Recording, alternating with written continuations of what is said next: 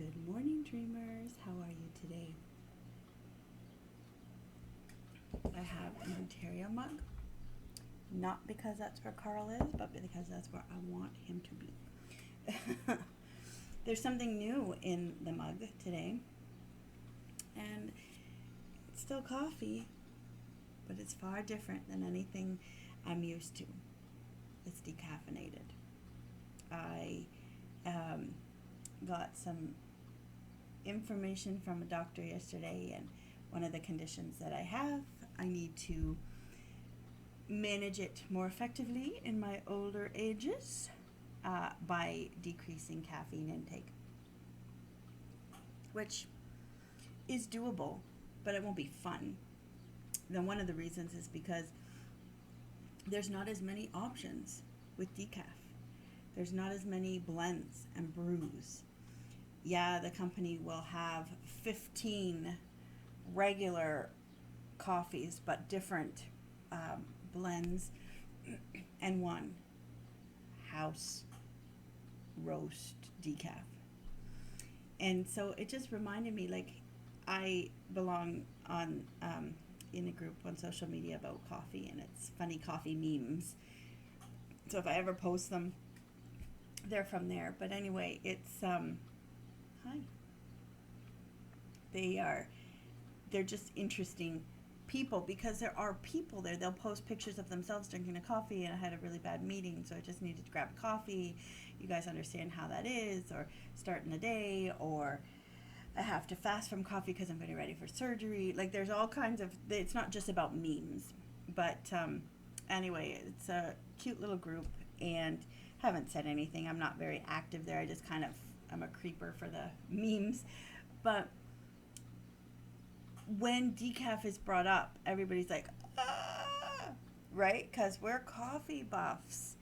And it's not that we are so dependent on them. I love tea.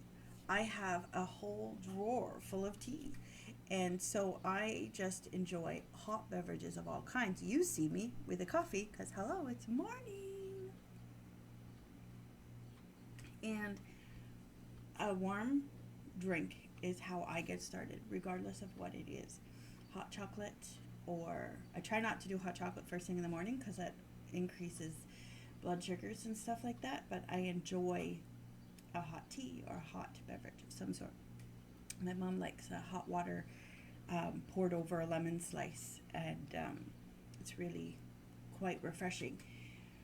But yes, hot water or hot tea or hot coffee. And with it comes this caffeine, and these people, they kind of laugh and they joke, like, that's not real coffee. It's not this, it's not that. And I'm right along there with them. I'm right there with them. And then I thought, I enjoy my mornings with you guys. I still want to wake up to coffee, even if I cannot wake up to caffeine. So I went and got some decent decaf, but it just reminded me of how sometimes things and people change. See, there's a human being behind this change. It is me.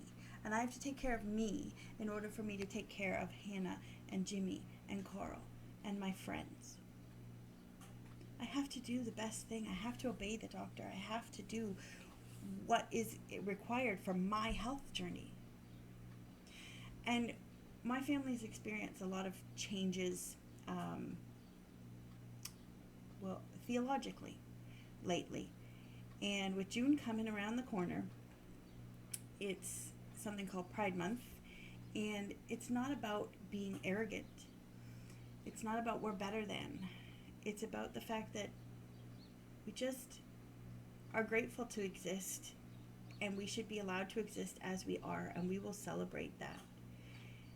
And so, yeah, if you've never experienced the need to shift, the shift is something that can be mocked, and something that can be looked down on, and something that can be like, what? It's because it's misunderstood. It's not understood. And Pride Month is a time when people can celebrate who they are, that they have been created in the image of God. It is a very pivotal moment for the church to determine whether we're going to be affirming and allow these people, give them choices. Remember what I said about decaf coffee? There's not as many choices. There just aren't. So when you find a good one, you find a good one and you go for it. And that is what's on my heart this morning. There's a group of people in this marginalized situation. They're going to be loud and noisy and very colorful for the next month. And people who don't get it are going to be, don't shove it down my throat. I don't care. Why do you have to advertise this? They're just trying to be noticed. They're desperate to be noticed. I know what that's like in a marriage when I wasn't noticed. I was ignored. I was overlooked. I was used. I was told I was stupid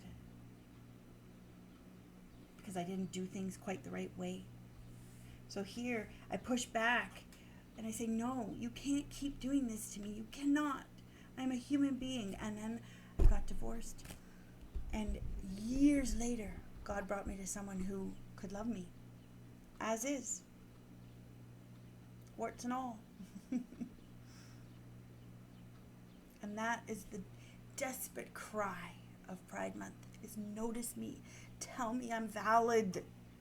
Notice me, not who you want me to be. There's a human being behind it all. It is not a political stunt.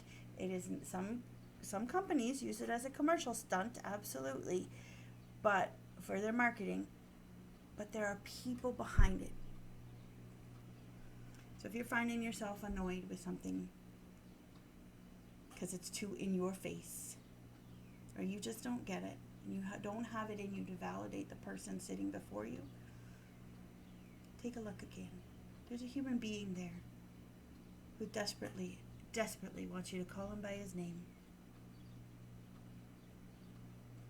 and acknowledge his existence, or her existence, or their existence. I was thinking about that this morning. It's a big change.